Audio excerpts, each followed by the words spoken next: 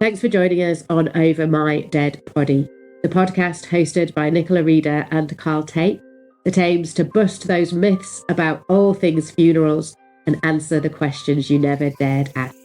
So stick in your earbuds, listen, and then send us your questions for the things we still haven't answered for you. Happy listening. So welcome back to episode 6 of series 2 of Over My Dead Poddy.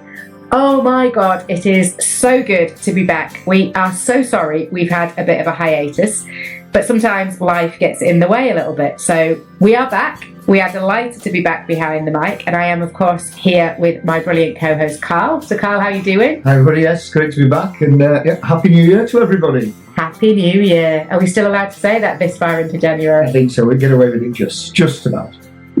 So, Cllr and I think we probably have a bit of explaining to do about why we've been off air for a few weeks. And really, there's no big deal to it. Myself and producer Steve had a few follow-up appointments and scans and various things to do following his hospital stay. So we were just busy. And then it was Christmas, and actually the funeral industry started to get busy with people wanting to book things in before Christmas. So time ran away with us. But how about you, Cllr? What was that lead into Christmas like? Yeah, I mean, it's the same things really. Obviously, with the with work, it does tend to get that little bit busier, and we're trying to get funerals in before Christmas and New Year. So it is a difficult, busy time. But of course, family time, that's another big point, as we both have family time to try and fit in. And you end up getting pulled from pillar to post, don't you, with all sorts of different appointments. And then, of course, everybody knows I'm obviously the mayor, and you have to be here, there, and everywhere for that as well. Everyone knows you're the mayor, Cllr. It gets dropped into every conversation. Yeah, so I must have attended sort of maybe 8 or 9 different carol services and a couple of different pantos. So yeah, no, but it's been fantastic. I'm not complaining in any way. It's been absolutely fabulous. We've been really, really lucky. Great Christmas, family time. But yeah, it's nice to be back, and we can get stuck into to getting back to the listeners and so on. What about yourselves? Did you have a good Christmas? We had a lovely Christmas, thank you. It was mine and producer Steve's first Christmas as grandparents. So it was fabulous to have the family here. Our little granddaughter is 6 months old now. She's an absolute delight. So that just kind of makes Christmas, doesn't it? Really makes it magical. So she had more presents, far more presents than anybody. And then the dogs came next. And then we got the least presents, which is kind of how family life works, right? Standard pecking order, I think, isn't it? Most definitely.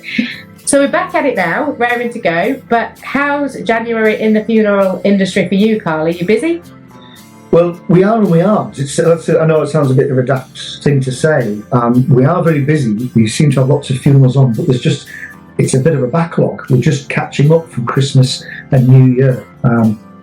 I find it very difficult with all of the bank holidays. Bank holidays for me, yes, they're great to be off, but with the funeral industry, it just throws everything else because the registrars go away, and everybody deserves time off, which is fine, but the funeral industry, continues, and you still have to sort of look after families, so it does get quite difficult.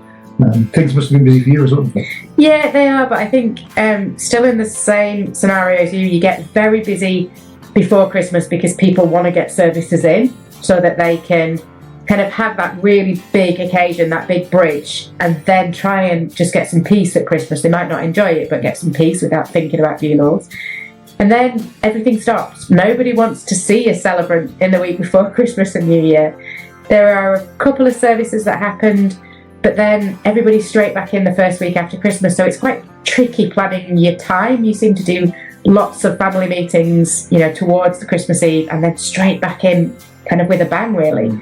And this, I think, January 2026 is shaping up to be my busiest month on record. I'll have done about 30 services by the end of the month. It's busy, and all of those services, all of those families need a couple of hours meeting, a couple of hours writing. And I think obviously knowing your services and the time and effort you do put into them, there's no repeat words. It's all it's all new stuff, and I think that's a testament to you as well. For all the hard graft you do put in. But that's why your service isn't so good, because as a funeral director, you can sit and listen to, you think, oh God, I heard that in the last service with the ministers, and you think, and this is why we use people like yourselves, so you have that sort of uniqueness to the services. So Thank It's you. nice to hear. And all I gave him was a can of Madry to say that no cash changed hands. Can you believe it? I'm a simple man. But it's true. You very much are a simple man. But it's also true that, yeah, you know, the variety is what makes it such an amazing job to do, because I had a service today where I was Googling the motto of the Fusiliers to see if I could build that into a close for a service. There's something that the Fusiliers said. And tomorrow I've 3 services, and one of which is a professional wrestler. So that's been one of the very first ever professional wrestlers. So that's been really interesting, trying to weave in some little bits about kind of wrestling and pinning people down and fighting back and that kind of stuff. And then I've got a Viking service in the afternoon as well. So kind of just trying to look into the Norse code and what their beliefs were. So really interesting research there. So that variety is what makes it brilliant. Yeah, absolutely brilliant. I think the one thing that we're struggling with now in Darlington, certainly I was having to work out in Darlington, is the whole registration process. So I'm going to go on a bit of a rant and a bit of a moan here, so you sit back and relax. Lock in, listeners, here we go. But it's a difficult one because it's the whole sort of system in general. So it feels like we're really busy, and we are busy, but we just have a huge backlog of people waiting to be looked after and waiting for the service to be booked in, because the families are, unfortunately, it's just in the Darlington area. So we've done a little bit of research on this, and it really is just Darlington. So when anybody passes away, of course, let's take the example of doing it if you pass away at home. So a death certificate will be produced by your GP surgery. It's then sent to a medical examiner who checks it. It's then sent back to that GP surgery, who then sends it on to the registrar. So there's a lot of toing and froing there. And what we're finding is that the doctors, the GPs, are putting these death certificates together, sending them across to the medical examiners, and it seems to be having a bit of a hold-up at the medical examiners. Now, there could be a number of different things. I don't work for the medical examiner, so of course I'm not sort of singling out any one of these, but it's just this whole process just seems to be flawed, and we're waiting sometimes up to 2 weeks for this process to take place, and then we're getting to book in the funeral service. Whereas in the North Yorkshire area, where we've done a little bit of research, we're finding that the registration's happening within 4 to 5 days. So that's a huge difference. 4 to 5 days to 2 weeks is massive.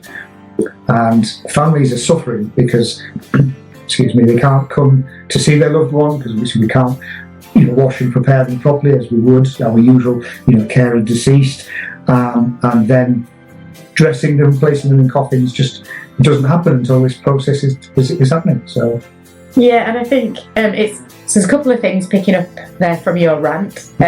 It definitely is different by region. I did a service for somebody yesterday, and it was 7 weeks since the day that their loved one died. So that's 7 weeks of kind of just waiting for this. And then I also had a call from a funeral director, and we've in Stockton on Teesside, where we've got a service less than 2 weeks since the deceased passed away. And that's trying to understand why there is that variation. But I think the thing for you, Cllr, is that as a funeral director, you're the person that families will come to and kind of think that you're holding it up, or think that you're not telling them something, or think it's your fault. But it's quite hard to just keep defending that. It is, yeah. I often just ring families, and I always do this, regardless, but I always check in with families. But now it seems like I'm just ringing just to say, I'm just letting you know I'm thinking about you. There's nothing I can do. There's nobody I can ring or call, because it doesn't help. It doesn't quicken things up, and it's really difficult for people, including ourselves. And again, it's just repetitive, and nothing seems to be moving. So it is hard. And is there anything that a family can do to try and, should there be calls that they're making? Is it just a case of sit tight and wait? Yeah, it is. It's just a case of sit tight and wait. There's the calls, the process. People are working hard again. So the doctors are working hard, the medical examiners are working hard, but it's just we don't seem to be getting things done quick enough. And whose fault that is, I wouldn't want to point fingers, as I said, but it simply just isn't working, and families are suffering. And we're suffering to try and just to help people, because that's what we do it for. That's what we're here for, is to look after people, look after their loved ones, and it's just takes forever. And it's a really difficult balance, because I know families will say to me, well, can't we just book something in? Can't we just work on the basis that it'll probably happen by this date? And we can, but then we're kind of taking up spaces that another funeral director might definitely need when they get their registration. It's a really fine balancing act, and the crematoriums are busy at the moment. Yeah, it is, and you're right, it is a really fine line, and it's a huge balancing act. And as an example, we had people who've been passing away roughly on the sort of 29th, 30th, 31st of December. I've literally just been registering this week, and that's sort of 2 weeks into January. We're then having to look at the cremation times and see what's available, and there's nothing available till the second week of February. Now that for me is just far too long. And the problem, as you've alluded to, is that if I provisionally book something, so I'll say, right, okay, well, there's a good chance that the registration will happen in 2 weeks. Let's book it for three weeks' time. But there's a hold up, and the registration doesn't happen, and I have to cancel that time. Not only does the crematorium lose out on that service and lose their sort of booking, but other funeral directors, as you said, who are in a position to book funerals can't do it because there's no times available. So it's really, really difficult, really frustrating. Yeah, and there is an option that might appeal to some families in that if you really feel like you need to have that service and you need it quickly, you can just hire the crematorium or hire any venue, have a memorial, talk about your loved one, play the music, not necessarily with them there, but you can kind of have the mechanics of a funeral, and your loved one could have a direct cremation afterwards. So it's kind of that direct cremation and then memorial service, but in reverse. It is. So you do that before. For some families that'll feel really strange and just not the right thing to do, but that there are options if you really feel like you need something sooner. And certainly from a celebrant perspective, or even a minister, there's no reason why we can't start talking, we can't start planning, because that limbo of feeling like I'm not doing anything is really hard. But you can still meet people, you can still have conversations about what you want to do. Yeah, and you're 100% right with all of that. And when we're looking at an independent celebrant like yourself, it is good just to get the ball rolling and say, right, okay, I know a minister, we haven't got a date and time, but I'd rather we start this off. And then when we do look to booking the service, obviously we'll speak to you, see what's available, and work that way. Obviously, I know I always revert back as well to the church side of things. That throws up so many other problems. So, as an example, you've got to try and book in a full mass. So you're having a requiem mass, then you need a cremation time. Then they want to go to a particular venue. The venue's not ready, or they're away, and it's just trying to book it all in. And then if you then say, well, I tell you what, we'll do it for 3 weeks' time, you set everything in place, and then something happens, then you're in a whole world of trouble. It can get quite stressful as well. I'm sure. At the moment, but I'm sure. And if I was a family listening to this, I would probably be asking the question, but what is the problem? What's causing the hold up? We can kind of say it's the process, but if you had a magic wand and you could change anything, what needs to happen? What needs to change? Well, for me, this whole process changed back in September 2024. And I'm sure I probably mentioned this on this podcast, but at that time, before that, a death had to be registered within 5 working days of somebody's passing. And that's as simple as it is. Yes, at times, when families were going to the registrars, things didn't tally up, and yes, they were knocked back. But 90% of them, or 95%, I would say, were straightforward, and they all went through. And that seemed to work very well. And then obviously it's been changed. COVID came along, and there's a few factors that have come into play. But I go back to the old days of that, just within 5 days. And yes, I'm sure there's a lot of strain on doctors and things, so they probably won't thank me for saying that. But I think we also have to be very mindful that this is a person who's lived. So this person who we're looking after has died, and it's almost like, well, we'll just deal with that later. We'll deal with it later. And there's a person sat within our care for up to 3-4 weeks, and that's a long time to have somebody, with you in your care before you lay them to rest. And it's, again, sometimes it also becomes a hygiene issue that, unfortunately, with the way things are, people do change, and it's a change that we can slow down, but we can't stop. And that's one of the process, that's the other problem that we have, is that we have our amazing embalmer who she stood around doing nothing because the people aren't being cleared, so they haven't got the clearance to do what she hasn't got the clearance to do what she needs to do, and have these people treated in the right way, placed into coffins and then into our chapels where they will rest, and that's a better place for them to be than stuck in a mortuary in a hospital. Yeah, absolutely. So I think, kind of reading between the lines a little bit, we would say to families, we know that in some geographies, in some areas, there is an issue and a delay at the moment. It's one that's frustrating us as much as it's hurting you, and we wish we could change it. If anybody thinks we can help in any way, if there's any registrars or MEs listening who kind of think, well, if you guys just did this, it would make it easier, then tell us, if we can help fix the problem.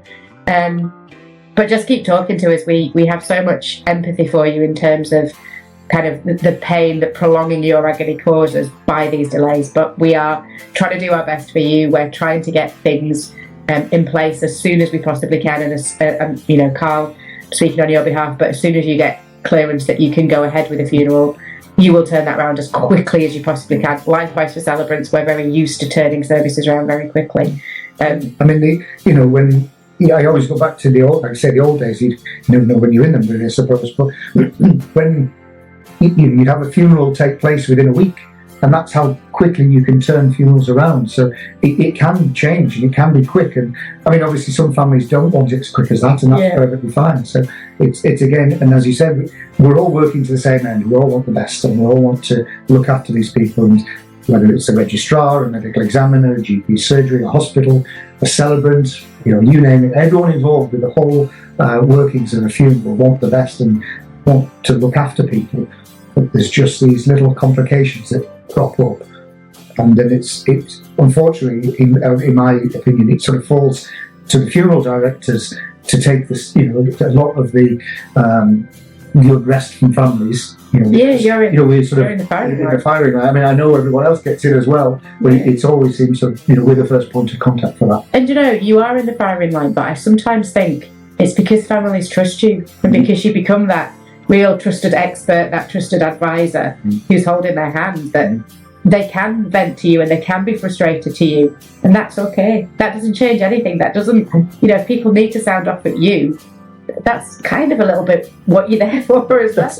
That's part and parcel of it. So, and again, it's a safe place for us to do that, really. Yeah, and again, so I'm not, obviously, it sounds like I'm having a random moment, doesn't it? But that's what we're here for. Of course it is. And I wouldn't sort of, I'm quite happy to listen to anybody talk. And if anybody wants to sound off, that's perfectly fine as well. I get it from all angles. So, we're good with that. Yeah. And do you feel better now you've got that off? I feel a lot better now, so I might have another can of Madry, but no, we're all good. So now you've got your little rant over with. Yeah. I wanted to bring up the slightly grubby topic of money into our podcast this week, if that's okay. Because I don't know if our listeners are aware, but Sun Life, who are a life assurance or life insurance provider, do the cost of dying report every year. And they recently put out their report for 2025-26. And research would suggest that 2025 actually was the lowest annual death rate on record. So that's brilliant. We know lots of you are losing less or fewer of the people that you love. So that's great. But the cost of actually saying farewell to your loved one has gone up. And it's gone up by about 5%. And that's probably not bad against the context of the cost of living increases, the national insurance increases that came in for staff, the energy, the fuel, the basic kind of cost of goods. Everything went up in the last year. But just to start with a couple of numbers that came out of that report, and you can pick this report up on Sun Life's website if you want to have a look at it. They quote that an average simple attended ceremony now costs around £3,800. In the northeast, that's about £3,400.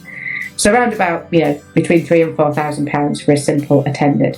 And then they put the price of an attended funeral just over that at about £4,200. That language confused me slightly. So Carl, in your understanding, what is the difference between a simple attended and an attended funeral? Like, what do you have that difference in your business? Yeah, I mean, yeah, of course, there are differences in those sort of two. So a simple service or simple attended is where what I would suggest is a hearse only from our chapel, our sort of chapels of rest to the crematorium, a service at the crem, and that's it. Nice and simple, with what we would have as what we'd class as an entry-level coffin, excuse me, and the basics really there. So the next step up, obviously, is the attendage, where you'd have, potentially have a ride round to, you'd have a meet at a family address with different bespoke coffins, and then sort of a bigger service as such. There's not a great deal, to be fair. And in your attended, you maybe start to add in elements like an order of service, little leaflet, the brochures and just photographs, maybe some flowers, maybe an organist if you wanted some live music, kind of those sorts of things start. Yeah, of course. With sort of all funerals and many extras. You can, as you said, orders of service, the press notices. You can have doves flying, fireworks, you name it, and things. And things then do creep up. And that's the whole purpose of when we put estimates together for families, is that they've got the choice. Then we sort of say, well, what we're doing this estimate for? So, well, just so you've seen sightings of all of the costs. So you put everything on to an estimate, and it'll come out at, let's say, sometimes 6,000, 6,500. And they'll say, crikey, that's a lot of money. So, well, that's because there's everything on there that you can possibly ever imagine having. And you can then pick and choose what you want, which then becomes a bespoke service to your individual needs. And if you want absolutely everything on the shopping list, it could be as much as £10,000 by the time you put in catering, a free bar, ushered in space, all that kind of stuff, memorial, headstones, all those things. So I think the point I wanted to make is the costs can vary massively, and your funeral director can fit your budget. So you can kind of talk about, this is what we think we have available. How do you feel we best use that budget, as it were? And what do they want for that service? Yeah, so I fully agree. With all funerals, as we said, there's so many different elements of costs, and where to start obviously is your funeral director fees, which are usually set at an average price that, depending on the area, they're roughly all about the same. Then you've got things like limousines. So again, a limousine, depending on some areas, are 250, some are 350. Now, families will say they're more expensive than a celebrant. They're more expensive than a celebrant, exactly, for a car. Oh my goodness! Yeah, so I should have said that. It's a cost that families aren't aware of. Think, we'll have a couple of limos, and once you then get talking about the costs of things, they then sort of sit down and think, well, hang on a minute, we've spent £600 here on 2 cars. Now, it depends on where you sit with that. A lot of families have their own cars, or they know someone with a black car. It has to be black, and they'll find someone. And I'm not trying to do people. That sounds like. I mean, the funeral directors probably hate me for saying this, but because that's their business. But there are ways round of cost saving if that's what families are wanting, and ultimately if that's what they want, and that's what they can have. And I think the really important point that you made there is when families start talking. So this is the bit that I really wanted to get to in terms of bringing up this report, because there were some other statistics, like 1 in 7 families experience significant hardship, and 70% of people make some provision for their funeral, but only 40% of them put enough away to cover their funeral. But covering a funeral, what does that mean for the person who's put that money away? So if your loved ones put £4,000 away for the funeral, how do you know what they want their £4,000 to be spent on? What's important to them? Would they rather that was spent on 2 cars, or would they rather that was spent on putting it behind the bar and everyone having a great drink on them afterwards? So more than anything, I'm saying, as we always do in this podcast, just start the conversation about, if there was a pot of money for your funeral, Dad, what's really important to you that we spend it on? What would you like us to do? And they might go, do you know, I just want one of them direct cremations and I want you all to go off on holiday on me. And that's okay too. But it's really important to talk about it, because actually that's probably where some of the conflict comes when you're dealing with families in what do we spend this money on? Yeah. And it also it goes down to sort of cultures and times that we're living in, where people are literally, living hand to mouth, and it's a difficult times. People are struggling, people really are. And when somebody dies suddenly, and then you then have to pull out £4,000 for a funeral service. Where do we get that from? And it's a sign of the times where years ago families would have a lot of savings, and it wouldn't be an issue. Oh yeah, well, let's dip in, we'll get that, and pay X amount of money for a funeral. So again, when families, one of the big ones is the nursing homes. So families have got huge amounts of savings, and then the nursing homes, and obviously they need paying, and they do excellent work and excellent care. So of course they need paying for it, but it drains people's savings. Whereas again, so this brings in the funeral plan. So absolutely, you can literally put anything in a funeral plan. So you can say, well, look, I'd like to have the hearse, the car. You don't have to go crazy with 3 or 4 cars. So I'll have 1 car, and then what I'd like to do is just put £5,000 into that pot, and the £5,000 goes to what we call the disbursements, third-party costs. So yes, it'll pay for the crematorium, it'll pay for the celebrants, but there'll also be a lot left in there for a drink behind the bar. And if that's the way you can do it, and it's not frowned upon. You can't go on holiday while you're, if your mum's in a nursing home, you can't book a round the world trip on a holiday. Yeah. But you can put it in a funeral plan, and that's another way of being cost effective. Yeah, absolutely. And we're not here to sell funeral plans at all. Your local independent funeral director can do a brilliant job of that, of which Cllr is one. But I do think it's funny sometimes how people take out mortgage insurance, which is that insurance against I might get made redundant, so therefore I might need to cover my mortgage. There's lots of mights in there. You are definitely going to die. Spoiler alert. Yeah. You are definitely going to die at some point. Your funeral is going to need to be paid for. Even a really basic direct cremation, probably £1,600, £2,000 is going to need paying for at some time. That's a dead cert. So you put that money into your mortgage insurance against something that might never happen. Your car insurance, you might never have a crash, you might never have it stolen, but you are going to die. So it's kind of just think about what's the best way for you to provide for that, for you to save for it, for you to have the conversation with your family about what they might want to spend it on. And just mentioning direct cremations, mine and Carl's favourite hot topic. 20% of funerals are direct cremations, but of that, 80% of families are then having memorial services afterwards. Some kind of reception, wake, ashes service, whatever it might be. So they're spending the same amount of money that they would have done on an attended funeral. They're just spending it in a different way. They're splitting it between a direct cremation and then a memorial service afterwards.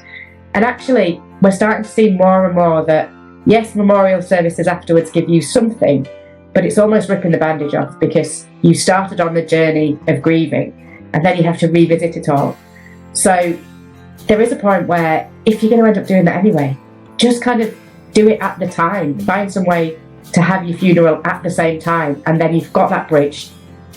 Yeah, I definitely agree. There's so many different options available, and I unfortunately was attending a funeral service myself, and ended up talking to a few people that were there about the direct cremations, and a lot of them, sort of the people who I spoke to, thought they were a good idea, it's not saving money. But then once you sort of start talking to a funeral director who sort of deep dives into it and says, well, actually, this is what happens, and potentially what you're getting for your money isn't quite right. But also then it's the family who you left behind who are planning a big funeral and they don't get it, then they obviously lose out, losing their loved one, but they're losing the funeral side of things, which affects people's mental health. I know we've touched on this before, but it's becoming a thing. Doctors are getting caught. Delayed grief disorder. That's the one. That's the one I was looking for. Delayed grief disorder. Delayed grief disorder. Where people are really suffering. Yeah. And it's just going to keep happening. And direct cremations are here to stay. I honestly believe that. But I don't think I think the statistics will fall eventually, and it'll come full circle, and we'll be back to what I would class as a traditional funeral service. It doesn't matter whether we're going to church or we're having an independent celebrant. Lots of people have fallen out of local churches and things like that, which is each to their own. But it will come full circle. And yes, direct cremations will never go away, but I don't think they'll be as popular as what they've been. It's just been a big explosion. And people talk about an explosion, but actually in that same report, if you look at the numbers, The massive increase was 2020 when it went from like 3% to 18% because of COVID. It's hovered around 18 to 20% ever since. So it's not like we've gone to 40% to 60% to it. It's still about a fifth. And it obviously mentioned the death rate. So yeah, what we probably find is that the death rate was so low in 2025 because people who might have naturally come to the end of their life during 24, 25, sadly, were taken too soon during COVID. Yeah, I couldn't agree more. That kind of made things a little bit quieter, the funerals last year. But just to finish on this point, this might give you a little bit of inspiration to go away and start the conversation, because that's all we ever hope to do on this podcast is just start conversations. Over half of all people don't know whether their very closest person to them, be that parents or next of kin, husband, wife, whatever, they don't know whether they want to be buried or cremated. And that is the very first question that a funeral director is going to ask you to build the whole of the rest of your service around it. Over half of all people don't know what their very nearest person wants at the end of their life. So if in any way you can start that conversation with your loved one and just make sure you've got that bit of information, every other conversation will be so much easier after that. What I would suggest is send them to our podcast. They could listen to Over My Dead Poddy. What a great suggestion. Just a little suggestion. Send them over to us. Perfect. Well, I have now had my little rant. Good. Yeah. You feel better? I do feel better. It came back to, the cost of funerals is what the cost of funerals is. And we can't get away from that because there are lots of elements and lots of people and services involved that all need paying for what we do. There's no way they're ever going to be free of funerals because we couldn't afford that as a country. But there is an opportunity to plan for it, to save for it in whatever way that looks like for you, to talk about how you spend that money and what's the right way of doing it for you, and to just again start the conversation. So yeah, feel better Good. For that. I'm pleased. Thanks, Carl. So what have we got coming up in the next few episodes of the show then? Who are we going to be speaking to? We've obviously had such a great response from all of our guests that we've had on. It's great to have a full range. We try to cover every element within a funeral. So we'd like to look at the wills and probates. We've got a lady coming on for that. A couple of weeks, yeah. Yeah. Again, end of life care is a big one. So that's where a lot of our conversations can start in end of life care. So we'll get a couple of end of life team care on to go through that. Yeah. And I think we're also going to look at a really difficult subject that won't be for everybody, which is about child and baby loss. So going right back to the very start of the series, you might have remembered we had Bex, who was part of our team till she moved away from the funeral industry. And she's going to be coming back and talking to us about her experience of baby loss, also with a few other people involved in that as well. So it's a really sensitive one and difficult. How do you plan a funeral for somebody who is so young? Can you have a funeral? So we'll be talking about that too, but we understand that might be a bit of a trigger and not for everybody. So some great episodes coming up, but there is still room to hear from you guys around what more do you want to hear from us? What else can we talk about? What other guests would be interesting? I'm sure you don't just want Carl and I blathering on every episode, so we will get somebody who knows what they're talking about to come and speak. But Carl, what have you got on for the next few days? How busy is it looking for you? Unfortunately, it's very busy at work. We've obviously got funerals booked in throughout this weekend into next and beyond. Absolutely manic. And the mayor side of things, so we've got lots planned there, which is great. I've got two events planned, a little bit of a plug, Silent Disco, which we've got coming up. But one other service which I'm really, really proud to have helped put together, which is a very special church service, which we've called Acts of Bravery, Moments of Memory, which celebrates all of our emergency services. So obviously fire, police, and ambulance, also the Swell Rescue, obviously where we are, but also the people who go out in the middle of the night and look after people, so our nurses, the district nurses, palliative care team, and so on. So we're going to celebrate the whole thing there, and there's going to be some awards handed out as well. So it's going to be full on really next couple of weeks. So when that service is coming up in? It's in March actually. In March, you've got loads of planning. Lots of planning, lots of time for people to nominate their heroes, their unsung heroes, whoever goes above and beyond. I'm sure there's thousands of people. So that's a really good thing. So 8th of March, 2:00, St Mary's. Perfect. And there is an Unsung Hero Award as part of that event. So if you feel you live in the Richmond area and you feel that there's anybody that you know of who deserves that award, who goes above and beyond to really look after their community, then please do just get in touch and nominate somebody for that. While we're talking nominations, there is something called the Good Funeral Guide, and they do awards, and there is a category for, I think it's like information provider or supplier to the industry. And if any of you out there thought that we were worthy of perhaps a nomination in the Good Funeral Guide Awards, I think nominations are still open. If not, they'll always be next year.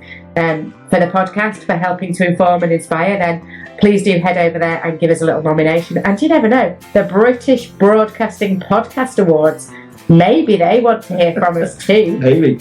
So if you thought we were worthy of any awards, if we're helping you at all, it's not about telling us that we're brilliant. It's just about getting the message out there, getting some more publicity to say to people, we're here to help, we're here to have conversations, and we just want to try and make this easier for you. I can bribe you with a can of magic too, if needed.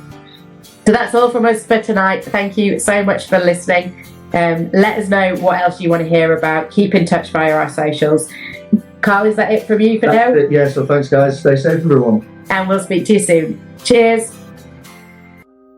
Thank you for listening, and we really hope you enjoyed and were inspired by this week's episode. Remember that you can get in touch with us anytime to ask a question, offer to be a guest, or to request that we bust a particular myth. You can get in touch via any of our social accounts over My Dead Poddy on Facebook, Insta, or TikTok. Or you can drop us an email at overmydeadpoddy@gmail.com. Just a reminder that whilst all of us work in the funeral industry, none of us are fully qualified grief counsellors. And therefore, if you've been affected by any of the issues that we've discussed today, we highly recommend that you seek out professional or medical support to help you with those conversations. Should you need any support, please do get in touch and we can hopefully signpost you in the right direction, but we can't offer those services ourselves. Thanks for listening, and we can't wait to bring you the next episode.